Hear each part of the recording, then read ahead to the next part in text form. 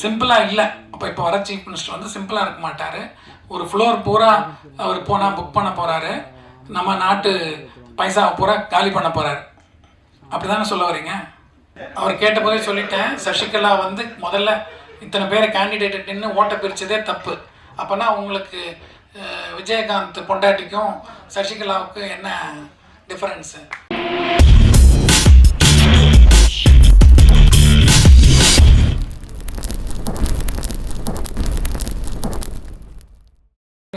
முடிவு எடுத்து தான் அந்த தேர்தலை சந்தித்தோம்.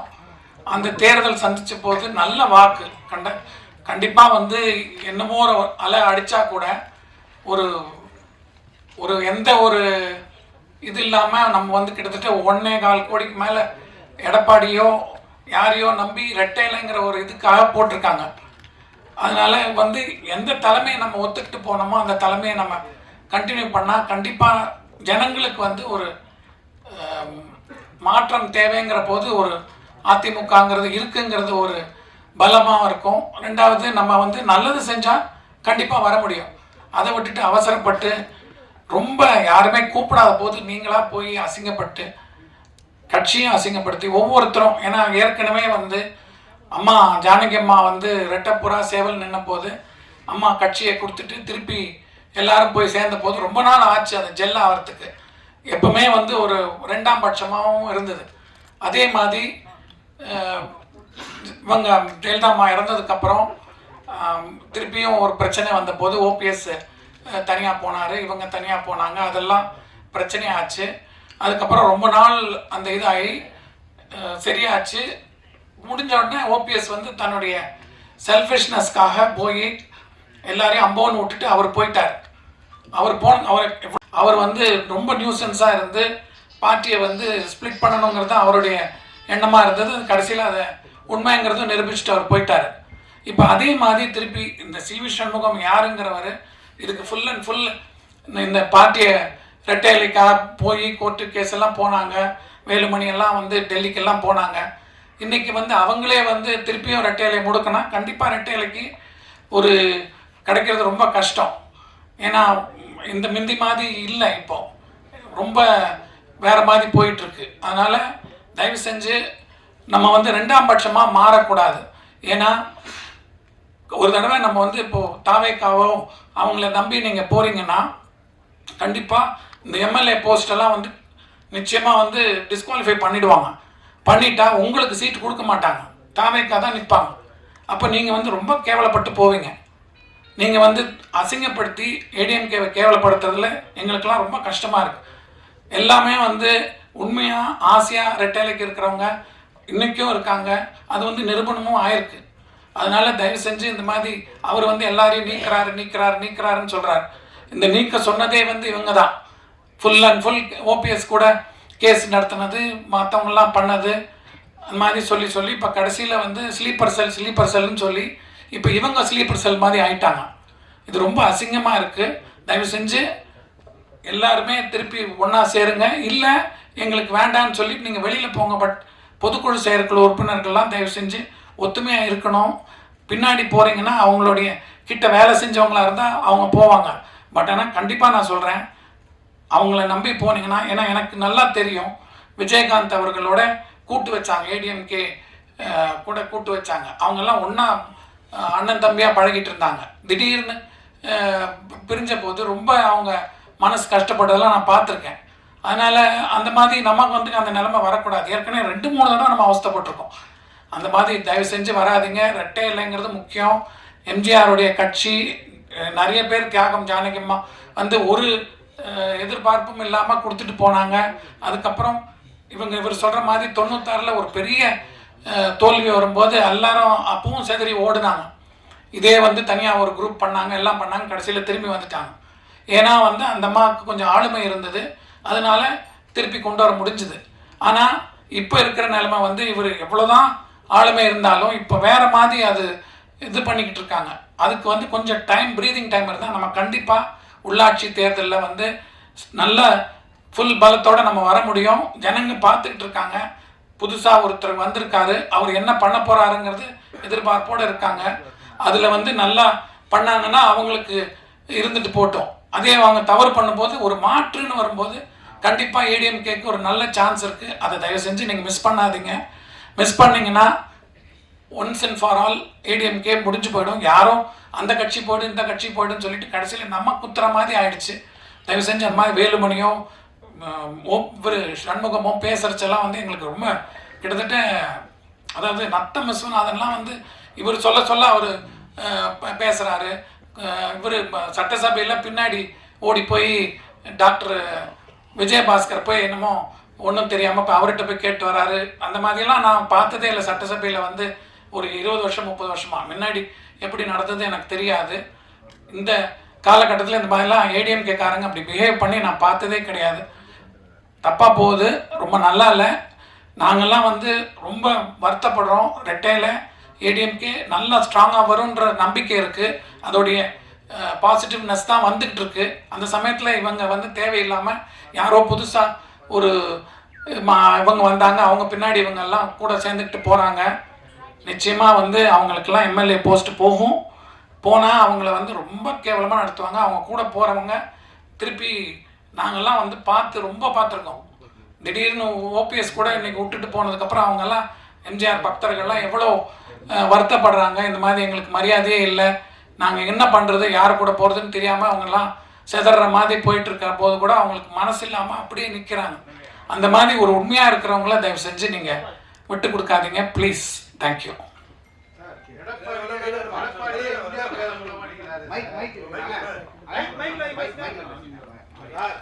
இந்த கருத்தை நேரா நீங்க முயற்சி பண்ணிருக்கலாம் சார். நான் வந்து 20-30 வருஷம் ஜானகியம்மா வந்து ரெட்டையில கொடுத்துட்டு கட்சியை கொடுத்ததுக்கப்புறம் நம்ம வந்து வெளியிலேருந்து நம்ம ஏதாவது நல்ல நாள் பொழுதோ அவங்கக்கிட்ட போய் பார்க்குறது, அந்த ஒரு கட்சி நல்லா இருக்குங்கிற ஒரு சந்தோஷத்தில் தான் நாங்கள்லாம் இருக்கோம்.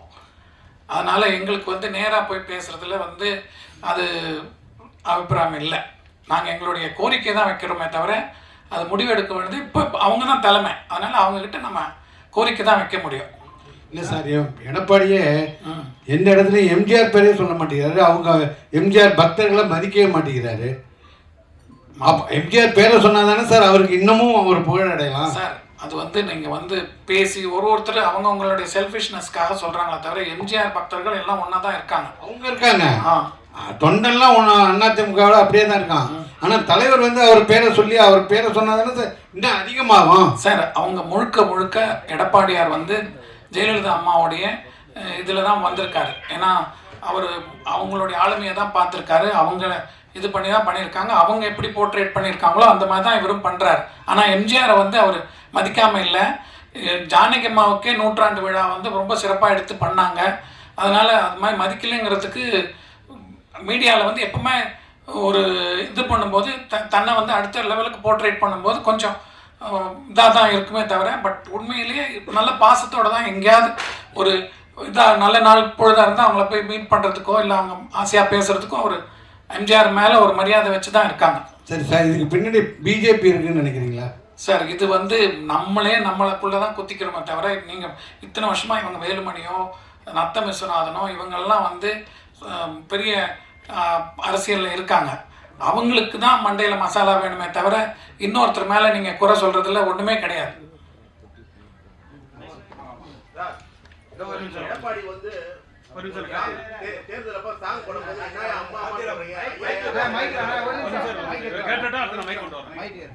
சார் நீங்கள் சொல்கிறீங்க நீங்களே எம்ஜிஆர் ஃபேமிலி தான் வந்தீங்களா சார்? உங்களுக்கு இது வரைக்கும் ஒரு கட்சியில் அங்கீகாரமோ பதவி? சார் நாங்கள் யாரும் எதிர்பார்க்கல சார். நாங்கள் சந்தோஷமாக எங்களை எங்கே போனாலும் அந்த இதுக்கு ஒரு மரியாதை கொடுத்து எங்களை ஆசையாக இது பண்ணுறாங்க. ரெட்டையில் இருக்குது, கட்சி இருக்குது. நான்லாம் வந்து சின்ன வயசில் எங்கள் அப்பா வந்து அண்ணாடிஎம்கே ஆஃபீஸில் வந்து கல்யாண மண்டபம் வச்சுருந்தார், சத்யா கல்யாண மண்டபம்னு. அந்த கல்யாண மண்டபத்தில் ஓடி விளையாடினவன் தான். ஒவ்வொரு இதுவும் மீட்டிங் நடக்கும் போதெல்லாம் பார்த்தவன் தான். அதாவது இப்போது ஸ்பீக்கராக இருக்கார்ல ஜேசிடி பிரபாகரன், அவரெல்லாம் வந்து ஜானகிமா சாவர வரைக்கும் கரெக்டாக கேக்கெல்லாம் வந்து கொடுத்தாரு. அவர் முதல்ல நிற்கும் போது அவர் கால் ஃப்ராக்சர் ஆகி கீழ்பாக் ஹாஸ்பிட்டலில் இருந்தார். அப்போ அப்பா கூப்பிட்டு போய் இந்த பையன் நல்ல பையன், நல்லா வருவான், அவனை என்கரேஜ் பண்ணணும்ன்ட்டு அப்பா வந்து எக்ஸ்ட்ராவாக இப்போ தேர்தல் அப்பாவுக்கு வந்து ஒரு அண்ணா நகரில் வந்து ஹாண்டே நிற்கிறாங்க, இவர் வந்து வெள்ளிவாக்கத்தில் நிற்கிறாங்க. அப்போது இவருக்கு ஹாண்டேக்கு ஒர்க் பண்ணும்போது அவருக்கு எக்ஸ்ட்ரா ஒர்க் பண்ணுறதுக்கு அவருக்கும் அப்பா போய் எக்ஸ்ட்ராவாக பைசாலாம் கொடுத்து நல்லா பண்ணுங்கள், கேம்பெயின் பண்ணுங்கன்னு சொல்லி அப்பா வந்து என்கரேஜ் பண்ணார். அந்த மாதிரி அதனால அவங்கெல்லாம் இன்னும் பழைய ஆளுங்கள்லாம் இதாக இருக்காங்க. ஏன்னா எம்ஜிஆர் பீரியட்லேயே வந்து 80ல் தோற்ற போது மொடக்குறிச்சி சுப்பலக்ஷ்மி, நாஞ்சில் மனோகரன்லாம் வெளியில் போனாங்க. அந்த மாதிரி ஒவ்வொரு தடவையும் இதில் போவாங்க. ஏன்னா உங்களுக்கு தெரியும் விஸ்வநாதன், ஒரத்தநாடு அவரும் எல்லாருமே 4 பேர் இருந்தாங்க. அவங்க அப்புறம் வைகோ கிட்ட போனாங்க. அதெல்லாம் நடந்தது கட்சியில். அது மாதிரி நடக்கும் சார். நீங்கள் உங்கள் கட்சிக்காரங்க தான் சொல்லுவாங்க, சிவி சண்முகம், வேலுமணி சார்லாம், இது வந்து உடைக்கிறது வந்து ஆளுங்கட்சியா இல்லையா, அவங்க ஆசை வார்த்தை காமிக்காங்களா, வேற ஏதாவது குதிரை பேரம்லாம் நடந்திருக்கா, உங்களுக்கு தெரிஞ்சிருக்குமா? அதை ஏன் நீங்கள் சொல்ல மாட்டேங்க சார்? உங்களுக்கு தான் தெரியும் என்ன நடக்குதுன்னு, மீடியாவுக்கு தான் தெரியும் குதிரை பேரத்தை பற்றிலாம். நாங்கள் வந்து பொதுவாக ஒரு நிகழ்வுகளை பார்க்குறோம், ஒரு சிலர்கிட்ட நாங்கள் என்னன்னு கேட்டு தெரிஞ்சுக்கிறோமே தவிர இந்த பேரம் பேசுகிறதெல்லாம் வந்து எங்களுக்கு தெரியாது. எங்களுக்கு தெரிஞ்சதெல்லாம் வந்து என்ன பண்ணுறாங்க கட்சியில் வந்து இவங்க எப்படி ரெட்டையில உடைக்கிறதுக்கு தெரிஞ்சே, அதாவது ஏற்கனவே இந்த மாதிரி நடந்து ரெட்டையில பேன் பண்ணி ஜானகி அம்மா கொடுத்ததுக்கப்புறம் தான் வந்து இந்த ரெட்டையில வருது. அப்போ டிஎன் சேஷன் இருக்கார். நான் முதல் நாள் ஜானகி அம்மாவுக்கு ஆதரவு கொடுக்குறதா பூட்டா சிங் கிட்ட போய் ஜானகி அம்மா கேட்குறாங்க, ஆதரவு கொடுக்குறதாலாம் காங்கிரஸ் எல்லாம் சொல்லிட்டு மூப்பனாரியா வந்து நம்ம தனியாக நிற்போங்கிற மாதிரி ஏதோ ஒரு ஐடியா கொடுக்க இவங்க வந்து லாஸ்ட் மூமெண்ட்டில் ஒன்றுபட்ட அதிமுக ஆதரவு கொடுப்போம்னு சொல்லிட்டு இது பண்ணுறாங்க. அந்த சமயத்தில் ஆர்.எம். வீரப்பன் அவர்கள் வந்து இவங்க கருணாநிதி அவர்களை போய் பார்க்குறாங்க. பார்க்கும்போது அவர் என்ன சொல்கிறார், நான் வந்து இந்த மாதிரி இது சப்போர்ட் பண்ண முடியாது, வேறு ஏதாவது பண்ணுவோன்னு சொல்லிட்டு அவங்க அப்ஸ்டெயின் பண்ணுறாங்க. அப்போது அந்த மெஜாரிட்டியில் ஜானகிமா ஃப்ளோரில் வின் பண்ணுறாங்க. வின் பண்ணிட்டு கூட இவங்க என்ன பண்ணாங்க, சட்ட ஒழுங்குன்னு சொல்லி காங்கிரஸ் வந்து நிறைய அது எல்லாம் எந்த இதாக இருந்தாலும் உங்களுக்கு நல்லா தெரியும். அப்போ யாரை பார்த்தாலும் டிஸ்மிஸ் பண்ணிவிட்டு அடிக்கடி எலெக்ஷன் வைப்பாங்க. பட் இப்போ வர ஃப்யூச்சரில் வாஜ்பாய் கவர்மெண்ட்டுக்கு அப்புறம் அந்த பாலிசிஸ் கூடாதுன்னு சொல்லி ரொம்ப நாள் வந்து என்ன பிரச்சனை இருந்தால் கூட அந்த 5 years டேர்ம்ஸை உள்ளே அலோவ் பண்ணுறாங்க, மீட் பண்ணுறாங்க. அதனால் பிரச்சனைகள் வந்து நம்மக்கிட்ட தான் இருக்கே தவிர மற்றவங்க கிட்ட இல்லை. சார் வணக்கம் சார். இப்போ எம்ஜிஆர் துவங்கிய கட்சி அதோடைய சின்னம் வந்து சிக்கலாயிடக்கூடாது அப்படிங்கிறதுல இவ்வளோ ஒரு ஆர்வமாக சொல்கிறீங்க. ஏன்னா அரசியலில் ஈடுபடாட்டி கூட ஒரு அக்கறையாக சொல்கிறீங்க. இப்போ இதே மாதிரி இன்னொரு முக்கியமான விஷயம் என்னென்னா, இந்த இந்தி திணிப்பு எதிர்ப்பு விஷயத்தில் எம்ஜிஆர் சிறைக்கே போயிருக்கிறார். அதை ஒரே நேரத்தில் அரசியல்லையும் சினிமாவிலையும் ஈடுபட்டார். ஆனால் எந்த ஒரு தகுதியுமே இல்லாமல் தன்னை எம்ஜிஆர்னு சொல்லிக்கிற ஆட்கள் இருக்காங்க. அதை நீங்கள் ஏன் இது வரைக்கும் கண்டிச்சதில்லை? அது நியாயமாக கண்டிக்கணும். உங்களுக்கு ஒன்று தெரியுமா, எம்ஜிஆர் வந்து நீங்கள் இந்த படம் பாருங்க, நவரத்னம்னு ஒரு படம் பாருங்க, அதில் ஹிந்தி பாடலே அவர் பாடியிருக்காரு, பாடி நடிச்சிருக்காரு. அதனால வந்து ஒரு மொழி வந்து தெரிஞ்சுக்கிறது தப்பு கிடையாது. திணிப்பு சொல்கிறேன், திணிப்பு தமிழ்நாட்டில் வந்து அந்த திணிப்பு கிடையாது. ஏன்னா இவங்க வந்த போதே ஏடிஎம்கே ஆட்சி இருக்கும்போதே அது வந்து ஸ்ட்ரிக்டாக தான் ஃபாலோ பண்ணாங்க, திணிப்பு கொடுக்கல. அதனால் இவங்க அது வச்சு தான் அரசியல் இத்தனை வருஷம் நடத்திட்டு இருக்காங்க. அது வந்து இன்னைக்கு ஒரு பொருட்டே கிடையாது. இல்லை, என்னுடைய கேள்வி உங்களுக்கு சரியாக கண்மையாகலன்னு நினைக்கிறேன். நான் கேட்ட கேள்வியுடைய அர்த்தம் என்னன்னா, எம்ஜிஆர் அரசியல் சினிமா ரெண்டுத்திலையும் ஒரே நேரத்தில் கோல வச்சினாரு. சினிமாலையும் தைரியமாக தான் சார்ந்த கட்சியை வெளிப்படுத்தினாரு. போராட்டங்கள்லையும் வந்து ஒரு சில விஷயங்கள் ஈடுபட்டிருக்காரு. ஆனால் எந்த தகுதியுமே இல்லாத சில பேர் தன்னை எம்ஜிஆரோட ஒப்பிட்டுக்கிறாங்க. அரசியலுக்குலாம் வந்து அடுத்த எம்ஜிஆர் நான்னு. அதை நீங்கள் ஏன் வந்து அதையும் நீங்கள் வந்து ஒரு இது கருத்தை தெரிவிச்சிருக்கணும்ல? இப்போது ஒருத்தர் சினிமாக்குள்ளே வராங்கன்னா தன்னை வந்து ரஜினி, கமலா நினச்சிக்கிறவங்க எல்லாருமே. அந்த மாதிரி எம்ஜிஆருங்கிறது ஒரு பெரிய ஆளுமை. அதனால் எல்லாருக்குமே தன்னை வந்து எம்ஜிஆராக நினைக்கணுங்கிறதா. நீங்கள் பழைய விஷயங்கள் பார்த்துருக்கீங்க. ஏதாவது ஒரு தர்மம் பண்ணால் கூட எம்ஜிஆர் வாழ்கன்னு தான் சொல்லுவாங்க. எம்ஜிஆரை தான் மனசில் ஜனங்க இன்னும் நினச்சிட்ருக்காங்க. அதனால் யார் எம்ஜிஆரை பற்றி சொன்னாலும் அது எம்ஜிஆருக்கு தான் பெருமை. அப்புறம் இன்னொரு விஷயம், இப்போ எம்ஜிஆருடைய இறுதி சடங்கப்ப ஜெயலலிதாவை வந்து அந்த வண்டி வாகனத்திலேருந்து கீழே தள்ளி விட்டாருன்னு ஒரு விஷயம் உங்கள் மேலே உண்டு. அது என்னன்னா, நீங்கள் நினைச்சது வந்து எம்ஜிஆருக்கு அப்புறம் ஜெயலலிதா வேண்டாம், வேற ஒருத்தர் வரணுங்கிறதோட ஒரு அர்த்தமாக அதை வச்சுக்கலாம். ஆனால் சொல்லி முடிச்சுக்கிறேன், ஆனால் உங்களுடைய அந்த எண்ணம் ஈடேறலை. அதே மாதிரி அதுக்கப்புறம் பார்த்தீங்கன்னா ஜெயலலிதா அடையாளம் காட்டியது ஓபிஎஸ்க்கு தான் சொன்னீங்க. உங்களுடைய அந்த எண்ணமும் நிறைவேறலை. அதாவது நீங்கள் ஒரு நோக்கத்தில் சொல்லியிருக்கலாம், அதை நான் குறை சொல்லலை. ஆனால் தொடர்ந்து உங்களுடைய அந்த ஒரு எதிர்பார்ப்பு எல்லாமே அதை எதிர்மறையாக தான் நடந்துட்டு இருக்கு. இப்போ எடப்பாடி பழனிசாமி பக்கம் நிற்கணும், கட்சி ஒற்றுமையாக இருக்கணுங்கிற அர்த்தத்தில் சொல்கிறீங்க. இதுவாவது நடக்குங்கிற ஒரு எண்ணம் இருக்கா அவங்களுக்கு? அதாவது நான் வந்து 1967 பிறந்தேன். எனக்கு எம்ஜிஆர் இறந்து போகும்போது வயசு 20. அப்போ வந்து எங்களுக்கெல்லாம் வந்து அவர் கூட அவர் வாழ்ந்திருக்கோம். அவர் வந்து எங்களை ஒவ்வொரு நல்ல நாட்களும் எங்கே ஃபங்க்ஷன் போனாலும் எங்களை கூப்பிட்டு போவார். எங்கள் மேலே பாசமாக இருந்தார். எதுவாக இருந்தாலும் அவருக்கு தெரியாமல் எதுவுமே செய்ய மாட்டோம்.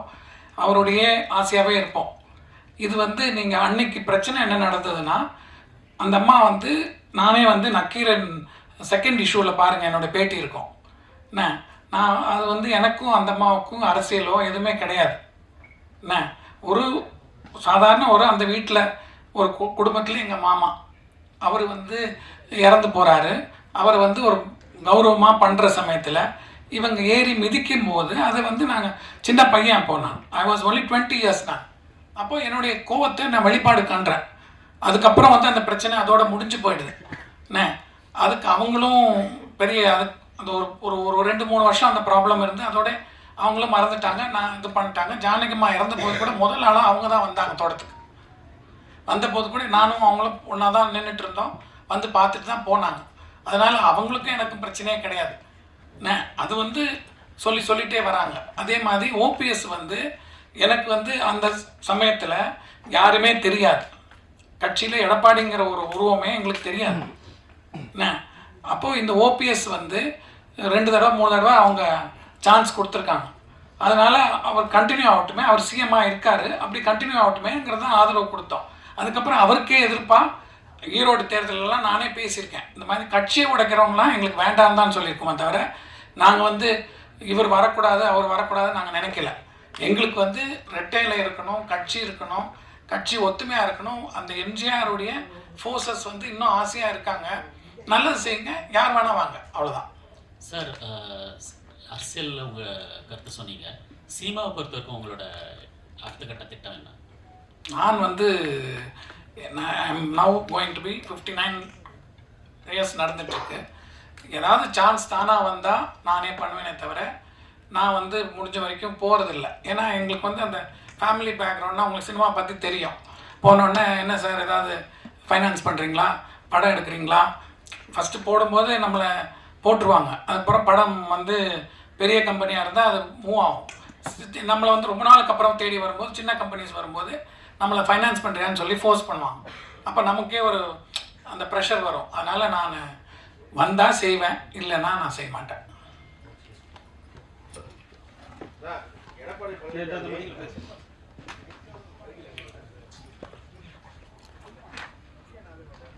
எடப்பாடி பழனிசாமி கட்சியை வந்து லாட்டரியோட அதிபர் மார்டின் ஒயிட் அடமான வச்சது மாதிரி தான் 500 கோடி வாங்கிட்டு ஏதோ திருச்சி ஆளே இல்லாத மாதிரி லால்குடியில் கோயம்புத்தூர்லேருந்து கொண்டு ஒரு கேண்டிடேட் நிறுத்திருக்காரு. இது அவங்க கட்சியிலே பரவலாக பேசிக்கிட்டு இருக்காங்க. இப்போ இவ்வளோ பிரச்சனை கட்சியில் போய்கிட்டு இருக்கிறதுக்கு அந்த அம்மா தான் காரணன்றாங்க. எடப்பாடியை வீட்டுக்குள்ளே பார்த்துட்டு வந்துட்டு 10 நிமிஷம் வெளியில் வந்து நாங்கள் உடன்பாடாட்டம் டிவிக்கு விஜய் கட்சி கூட சேர போகிறோன்னு அந்த அம்மா பேட்டியும் கொடுக்குது.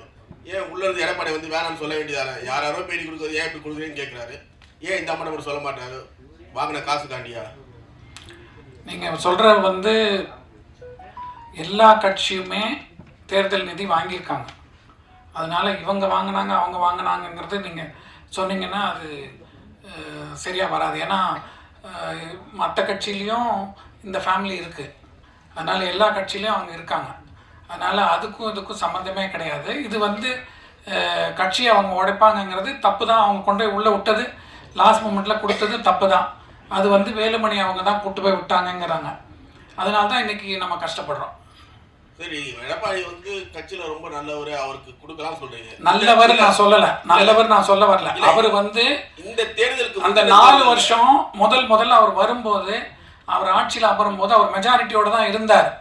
ஆனால் ஓபிஎஸ்ஸை வந்து மன்னிச்சு கூட சேர்த்துக்கும் போது அவர் வந்து துணை முதலமைச்சர் கட்சியில் ஈக்குவல் போஸ்ட் கொடுக்கும்போது எல்லா இதுவும் மூவ் ஆகும்போது ஒவ்வொரு தடையும் டிலே பண்ணுறதும் தனக்கு சாதகமாக வேணும்னு நீங்கள் உங்களுக்கு நல்லா தெரியும். எம்பி பதவி சண்முகத்துக்கு கொடுத்தாங்க, முனுசாமி கொடுத்தாங்க. இவங்க 2 பேருமே வந்து வேஸ்ட் பண்ணிட்டு போயிட்டாங்க. இதுதான் எல்லாருடைய வருத்தமே. யாராவது ஒரு புது ஆளுக்கு கொடுத்துருக்கலாம், அவங்களாவது வந்திருப்பாங்க. கட்சியில் பாடுபடுறவங்களாம் இருக்காங்கன்னா அந்த மாதிரி சின்ன சின்ன கம்ப்ளைண்ட்ஸ் இருக்குது. இன்றைக்கி சிவி சண்முகம்லாம் பேசுகிறதுக்கு தகுதியே கிடையாது. அவர் வந்து இந்த எலெக்ஷன் வர வரைக்கும் வெயிட் பண்ணிவிட்டு அவர் எம்எல்ஏ ஆகிருக்கலாம். அவர் ஏன் வந்து அவசரம் போய் எம்பி ஆனார், அதுக்கப்புறம் இதுக்கு தோத்துருவாருன்னு பயம் இருந்தது அவருக்கா? போன தேர்தலுக்கு சாங் வந்து ஒன்று போட ரெடி பண்ணியிருந்தாங்க அதிமுகவில். அப்போ என்ன அம்மா அம்மான்னு போட்டுக்கிட்டீங்க, ஐயான் மாத்துக்குன்னு சொன்னது எடப்பாடியார்றது எல்லாத்துக்கும் தெரிஞ்ச ஒரு விஷயம். அவர் வந்து ஒன்றும் அம்மா மேலேயோ கட்சி மேலேயோ ரொம்ப பிரியமா உள்ளவர்லாம் இல்லை சார். சார் இன்னைக்கு பதவிக்காக ஓடுறவங்க யாருமே கட்சி மேலே பிரியமா இல்லைங்கிறதா நாங்கள் வருத்தமாக சொல்கிறோம். எடப்பாடி வந்து பண்ணலன்னு சொல்லாதீங்க. அவர் வந்து இன்னைக்கு ஓரளவுக்கு இந்த கட்டுக்கோப்பாக கொண்டு போனதும் இன்னைக்கு வந்து ஓரளவுக்கு இத்தனை பர்சன்டேஜ் நீங்கள் வந்து ரெட்டையிலங்கிற ஓட்டாக இருந்தாலும் இவர் வந்து நிறைய அவருடைய 4 ஆண்டு கால ஆட்சியில் நிறைய செஞ்சுருக்காரு, சைலண்ட்டாக செஞ்சுருக்காரு. இவங்க வந்து என்னது மெடிக்கல் மதுரையில் வந்து இது கொண்டுறதா இருந்தது, எய்ம்ஸ் கொண்டுறதா இருந்தது. அதெல்லாம் வந்து இவங்க கொண்டு வந்துட போகிறாங்கன்னு செங்கல் தூக்கி சுற்றினாங்க. அதெல்லாம் விட இவர் எக்கச்சக்கமாக கவர்மெண்ட் ஹாஸ்பிட்டல்ஸு என்னென்னமோ பண்ணார், ரிசர்வேஷன்ஸ் கொடுத்தாரு. அதனால கவர்மெண்ட் ஸ்கூல்ஸில் மெடிக்கல் இதெல்லாம் வராங்க. அதெல்லாம் பார்த்துட்டு நாங்கள் அவரே கண்டினியூ பண்ணால் கொஞ்சம் ஸ்ட்ராங்காக இருக்கும். ஏன்னா உங்களுக்கு பழைய இதில் வந்து அமாவாசை பௌர்ணமி ஆனால் மந்திரி பதவியெல்லாம் போய்கிட்டு இருந்தது. அதெல்லாம் இல்லாமல் ஓரளவுக்கு ஸ்ட்ராங்காக கொண்டு போகிறது ஒரு பெரிய விஷயம். அதெல்லாம் அவர் பண்ணனால நம்ம எனக்கு தனிப்பட்ட முறையில் எடப்பாடிங்கிற ஒரு முதலமைச்சர் ஆனதுக்கப்புறம் தான் தெரியும். எடப்பாடிங்கிறது யாருமே தெரியாது. அதுக்கப்புறமும் எடப்பாடிக்கிட்ட நான் வந்து ஒரு 2 தடவை 3 தடவை ஏதாவது வீட்டு ஃபங்க்ஷனாக இருந்தால் இன்விடேஷன் கொடுக்க போயிருப்பேன், இல்லை நியூ இயர்க்கு ஒரு தடவை போயிருக்கேன், அவ்வளோதான். அதுக்கப்புறம் அவருக்கு எனக்கு சம்மந்தமே கிடையாது. எதுக்காக சொல்கிறேன்னா ஒரு கட்சியை காப்பாற்றிட்டு போகிறாங்க. என்ன ஒவ்வொரு தடவையும் ஒவ்வொருத்தருக்கும் ஒரு செல்ஃபிஷ்னஸ் இருக்கும். அதனால தப்பாக சொல்லுவாங்களே தவிர ஒரு தலைமைன்னு நம்ம ஏற்றுக்கிட்டோம், அது கண்டினியூ ஆகணும். அதுக்கப்புறமா நீங்கள் முடிவு பண்ணுங்கள். இப்போ நம்ம வந்து அடுத்த தேர்தலோ வரும்போதோ நம்ம கட்சியை இருக்குன்னு நிரூபிக்கணும். அதனால தான் நாங்கள் சப்போர்ட் பண்ணுறோமே தவிர இவர் நல்லவர் அவர் நல்லவர் நான் சொல்ல வரல. கண்டினியூவான ஓகே. வெளியில் போகிறவங்கள என்ன பிரச்சனை, வா உள்ளே இருன்னு சொல்லிட்டு விட்டு போறையா கிளம்பு அப்படின்னா அது சிவி சண்முகம் சொல்கிறாரு. அந்த சிவி சண்முகம் தான் நிறைய பேர் விரட்டினாரு. நீங்களே பார்த்துருப்பீங்க. ஓபிஎஸ்க்கு எதிராக பொதுக்குழு கூட்டு நடத்துகிற போது முனுசாமி வந்து ஆதரவு கொடுத்து உட்கார்ந்துருக்காரு. அவரை மேடையிலேயே அசிங்கப்படுத்தினார் அந்த சிவி சண்முகம். அவரை அடிக்கிற மாதிரிலாம் போய் பேசினார். சசிகலா சொல்றாங்க இனிமே கட்சி ஒன்னாயிரம், எல்லாத்தையும் ஒண்ணு சேர்ப்போம். யாரு? சசிகலா நேத்திக்கு பிரஸ் மீட் வச்சிருக்காங்க. சசிகலாங்கிறவங்க முதல்ல இத்தனை பேர் எலெக்ஷன்ல எதிர்த்தா அதிமுகவுக்கு எதிர்த்து நிற்க வச்சதே அவங்க தப்பு. அவங்க உண்மையான எம்ஜிஆர் மேலேயோ கட்சி மேலேயோ பாசமே கிடையாது அவங்களுக்கு. ஒரு அறிக்கை விட்டுருக்கலாமே நேற்று உடனே நீங்க. அதுதான் நான் சொல்ல வரேன். இன்னைக்கு அதனால தான் நான் வரேன். நேற்றுக்கே நான் கேட்டேன், இன்னைக்கு தான் அரேஞ்ச் பண்ணாங்க, அதனால இன்னைக்கு பேசுறேன். சசிகலா ஒரு பொம்பளையே அந்த கட்சியை வந்து நாங்கள் அழிக்கணும்னு தான் நினைக்கிறாங்களே தவிர செல்ஃபிஷ், அவங்க ரொம்ப செல்ஃபிஷ். சார் நீங்கள் சொல்கிறீங்க இப்போ இவர் சிவி சண்முகமும் வேலுமணியும் வந்து பார்த்தீங்கன்னா கட்சிக்கு உண்மையாக இல்லை அப்படின்ட்டு. சார் கட்சிக்கு இல்லை சார், அவங்க ஒரு குற்றச்சாட்டு ஒன்று வச்சிருக்காங்க ப்ரெஸ் மீட்டில். என்னன்னா எடப்பாடி அவர்கள் தான் வந்து பார்த்தீங்கன்னா டிஎம்கேயோட அண்டர்டேக்கிங் பண்ணி அந்த எலெக்ஷன் ரிசல்ட் அப்போ வந்து எங்கள்கிட்ட பேசினாரு, அதனால தான் நாங்கள் இந்த எதிர்ப்பு தெரிவிக்கிறோம் அப்படின்னு சொல்லிட்டு ஒரு குற்றச்சாட்டு வச்சிருக்காங்க. இதுக்கு உங்களோட பதில் என்ன? யார் டிஎம்கேயோட அண்டர்டேக்கிங் வச்சிருக்காங்க? சார் அவர் முதல்ல ஆதரவு கொடுக்க போகிறதுக்கு முன்னாடி, சட்டசபையில் போய் ஆதரவு கொடுக்கறதுக்கு முன்னாடி இந்த மாதிரி பேசியிருந்தா ஏதாவது ஒரு விஷயம் இருக்கான்னு நம்ம நினைக்கலாம். நீ நேராக ஓடி போய் சட்டசபையில் போய் அவருக்கு பொன்னாடை போத்துறதும் அவருக்கு வீட்டுக்கு வந்து அவர் உங்களை பார்க்குறதும் இது பண்ணிட்டு இருந்தா அப்போ வந்து நீ சொல்கிறதெல்லாம் என்ன? அப்போ நீ வந்து உன்னுடைய இதை செல்ஃப் டிஃபெண்ட் பண்ணுற என்ன?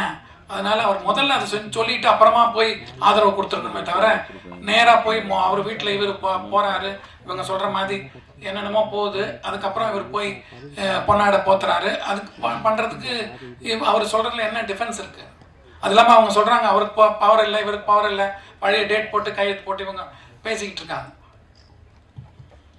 சார் இப்போ இத்தனை பேர் பிரிஞ்சு போனாங்கல்ல, இப்போ ஏடிஎம்கேலேருந்து போனாங்க இல்லையா, அவங்க ஒருத்தரை கூட நீங்கள் பார்த்தோ இல்லை வேற விதமாகவோ பேசவே இல்லையா? இல்லை இப்போ நீங்கள் இவ்வளோ விஷயம் பேசுகிறீங்கல்ல, அதை நீங்கள் ஒருத்தரை கூட ட்ரை பண்ணி பார்த்து பேசவோ சொல்லவோ ட்ரை பண்ணலையா? எனக்கு வந்து பழைய முத்துசாமி ஐயா இருக்காங்க, ஜெயஸ்ரீ பிரபாகரன் சார் இருக்காங்க, அதுக்கப்புறம் ஓபிஎஸ் கிட்டேயே நிறைய தடவை பேசியிருக்கேன் நான்.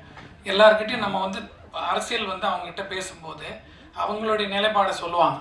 அது நமக்கு ஒத்து வராத போது நம்ம அவங்ககிட்ட போய் அதை வற்புறுத்த முடியாது. அப்போ ஏன் இப்போ அதே விஷயம் தானே இப்போ எங்ககிட்ட நீங்கள் வந்து ப்ரெஸ்ஸில் சொல்லும் போதும் அதே விஷயம் தானே? அதே விஷயம்தான். பட் இப்போ இருக்கிற சிச்சுவேஷன் வந்து ரெட்டையிலேயே முடக்கணுங்கிற லெவலுக்கு அவங்க பிஹேவ் பண்ணிட்டு இருக்கிறது தான் எங்களுக்கு கஷ்டமாக இருக்குது. இது நீங்கள் கட்சியை விட்டு போங்க, நீங்கள் தயவு செஞ்சு நீங்கள் கட்சியை விட்டு போங்க. உங்களுக்கு உங்களால் போய் ஓட்டு கேட்க முடியும், ஜெயிக்க முடியும், நான் போங்க. ஏன்னா உங்களோட எம்எல்ஏ போஸ்ட் போயிடுச்சுன்னா நீங்கள் உங்களை யாருமே திரும்பி பார்க்க மாட்டாங்க. நாளைக்கு நீங்கள் தோத்தீங்கன்னா அவங்க ஜெயிச்சுட்டு போகிறாங்க, அவங்க கண்டினியூ பண்ண போகிறாங்க, நீங்கள் வந்து ரோட்டில் விட போடுவீங்க. அது மாதிரி நிறைய நடந்திருக்கு. அதனால் அவங்களுடைய தப்பு அவங்களே தான் உணரணும். இது வந்து பொதுப்படையாக அந்த பொதுக்குழு உறுப்பினர்கள் செயற்குழு உறுப்பினர்களை வந்து கன்ஃபியூஸ் ஆகி அங்கேயும் இங்கேயும் போயிடக்கூடாதுங்கிறதுனால ரெட்டையில் பேண்ட் ஆகிடுச்சுன்னா உங்களுக்கு அந்த பொதுக்குழுங்கிறதே மரியாதை இல்லாமல் போயிடும். அதை வந்து கெடுத்துக்காதீங்க. இன்றைக்கி நம்ம ஸ்ட்ராங்காக இருக்கணும். யார் போகிறாங்கன்னு நினைக்கிறாங்களோ அவங்க ரிசைன் பண்ணிவிட்டு போங்க, நீங்கள் வெளியில் போயிடுங்க. உங்களுக்கு ஆதரவு வந்து EPSக்கா இல்ல வெளியில போணும்? எனக்கு வந்து ரெட்டையில நிற்கணும், கட்சி இருக்கணும்.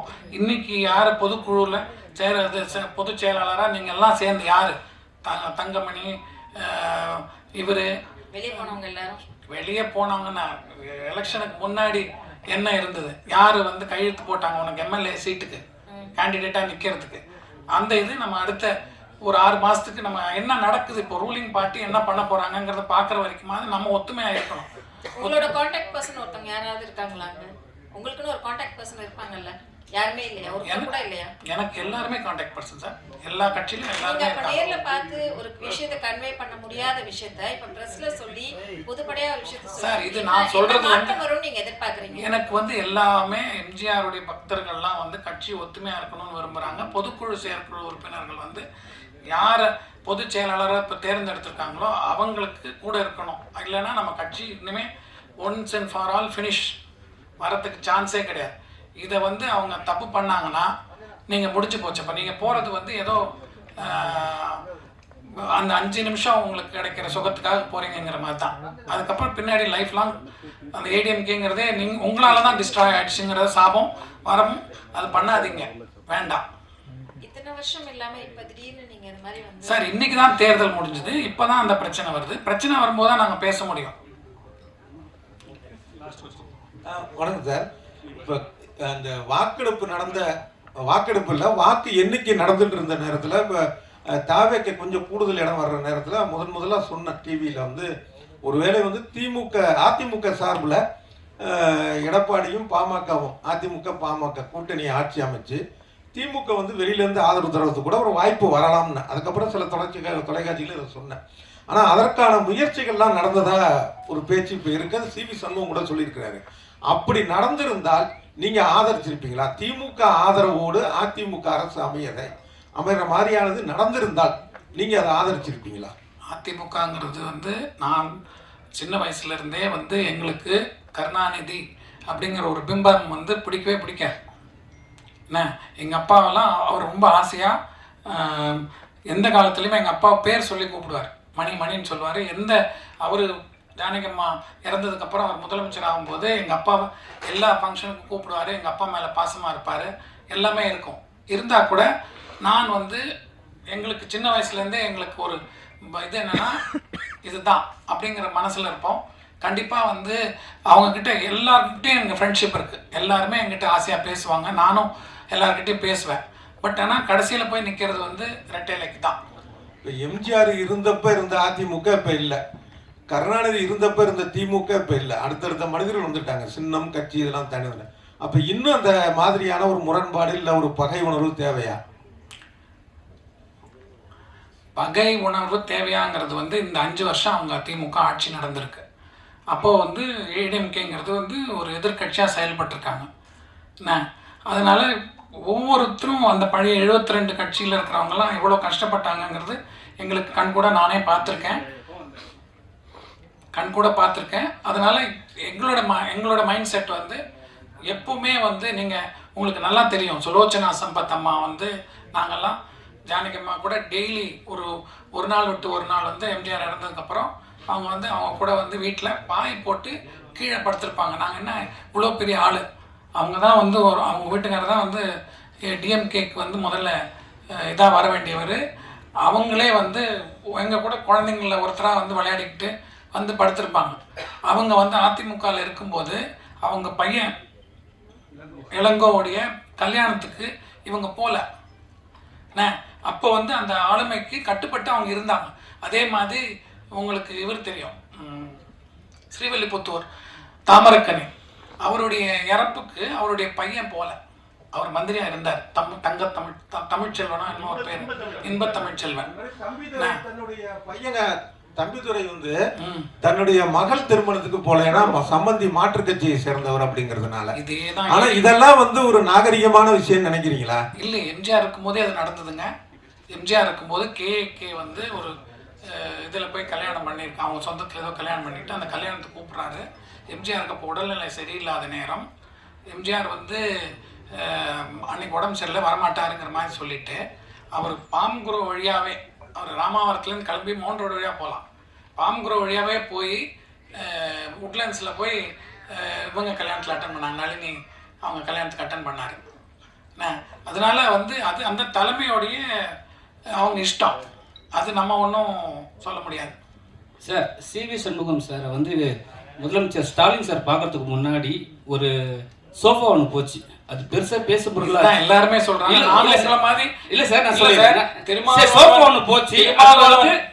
அது வந்து உதயநிதி ஸ்டாலினும் வந்து குறிப்பிட்டு சொன்னாரு. ஸோ வந்து காசுக்காக விலை போயிட்டாங்களா எல்லாருமே? சார் அது எனக்கு தெரியல சார். திருமாவளவன் அவர் வீட்டில் கூட அவர் பார்க்க வராரு.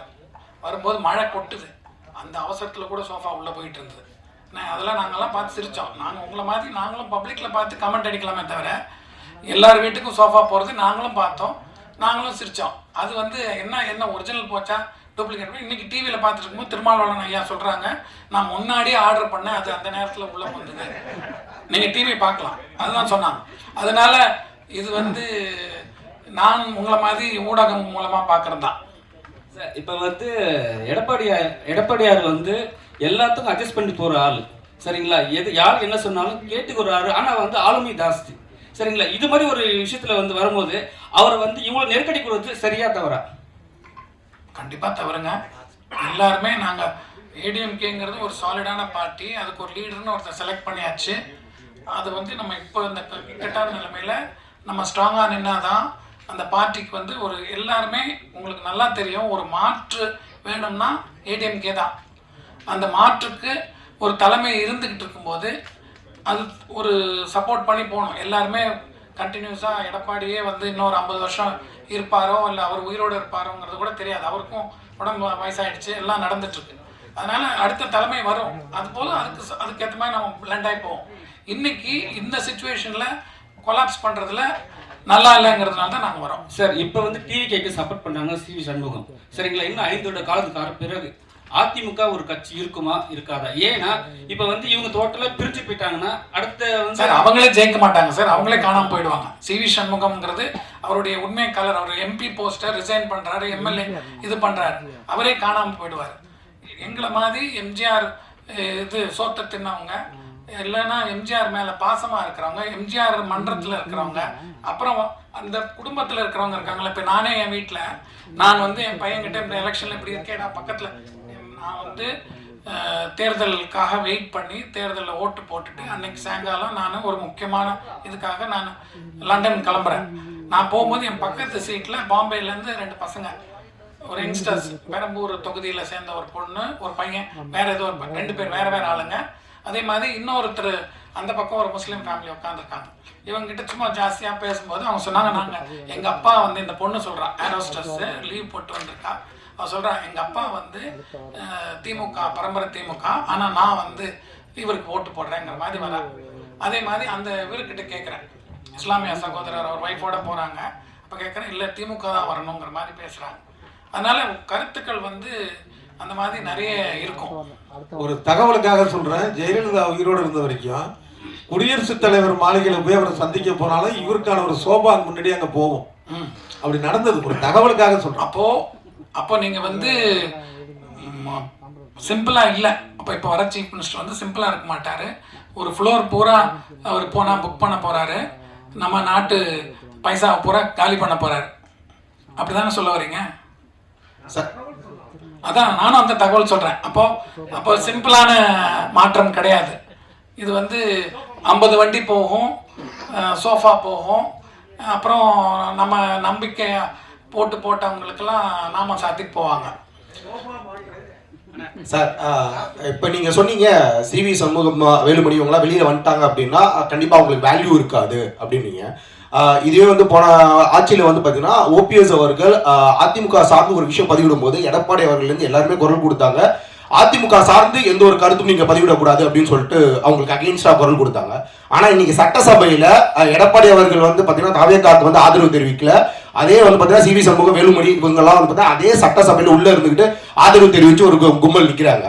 ஆனா இந்த இடத்துல எந்த ஒரு குரலும் கொடுக்கல எடப்பாடி அவர்கள். அப்ப சிவி சண்முகம், வேலுமணி இவங்களோட செயல்பாடுக்கு பயந்துட்டாரா எடப்பாடி அவர்கள்? சபராகரிக்கணும்னு ஒன்று இருக்கு சார்.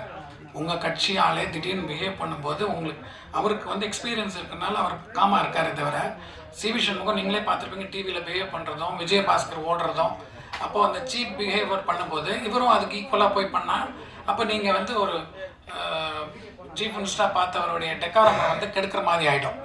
அவர் வந்து முதல்ல ஒரு எம்எல்ஏவாக இருந்தால் அது வேறு பிஹேவியர், தலைவராக வரும்போது ஒரு சீஃப் மினிஸ்டர் இருக்கும்போது பிஹேவியர். அதனால அவர் டீசெண்டாக பிஹேவ் பண்ணார், இவர் இன்டீசெண்டாக பிஹேவ் பண்ணியிருக்காரு. இல்லை சார், கடந்த ஆட்சியில் வந்து பார்த்தீங்கன்னா ஓபிஎஸ் இருக்கும்போதே வந்து பார்த்தீங்கன்னா எடப்பாடி அவர்கள் அதே சட்டசபையில தான் அந்த வார்த்தையும் பதிவிட்டாரு. ஓகே, ஸோ அப்படி இருக்கும்போது இப்போ ஏன் அந்த சபை நாகரிகம் தெரிஞ்சிருக்கு அவருக்கு? சார், ஓபிஎஸ்ங்கிறவர் வந்து அவருக்கு பின்னாடி சிஎம்மாக இருந்திருக்காரு. அவர் வந்து செஞ்ச விஷயங்கள் வந்து ஒரு பொதுக்குழு இது பண்ணியாச்சு, அவர் சிஎம் ஆகிட்டார். அதுக்கப்புறம் நீங்கள் கட்சியை கெடுக்கிறதுக்குன்னே நீங்கள் பண்ணும்போது அந்த ஒரு இது சொல்கிறாரே தவிர, இன்றைக்கி இருக்கிற சுச்சுவேஷனில் உங்களுக்கு சிவி சண்முகமோட பிஹேவியரை பற்றி தெரியும். அவருடைய நடவடிக்கைகள்லாம் தெரிஞ்சுட்டு அவருக்கு ஈக்குவலாக அவர் வந்து இறங்கி பேச முடியாது. சார் வணக்கம் சார். சொல்லுங்கள். மாண்புமிகு எம்ஜிஆர் அவர்களால் துவக்கப்பட்ட அதிமுக, ஜெயலலிதா அவர்களால் கட்டி காக்கப்பட்ட அதிமுக, இன்னைக்கு சல்லியா உடைச்ச சசிகலா அவர்களே என்ன சொல்லியிருக்காங்கன்னா, எல்லாரும் ஒன்னா சேர்ந்து மீண்டும் அதிமுக ஒருங்கிணைச்சு கொண்டுட்டு வரணும் அப்படின்னு சொல்லியிருக்கிறாங்க. அது நடைமுறை சாத்தியமா? இன்னைக்கு ரெட்டாலியை வந்து எப்படி காப்பாற்ற போறீங்க? இதுக்கப்புறம் உங்களோட நடவடிக்கை என்னவா இருக்கும்? சார், நான் தான் முதல்ல அவர் கேட்கும்போதே சொன்னேன், அவர் கேட்டபோதே சொல்லிட்டேன். சசிகலா வந்து முதல்ல இத்தனை பேரை கேண்டிடேட் நின்று ஓட்ட பிரிச்சதே தப்பு. அப்போனா உங்களுக்கு விஜயகாந்த் பொண்டாட்டிக்கும் சசிகலாவுக்கு என்ன டிஃபரன்ஸு?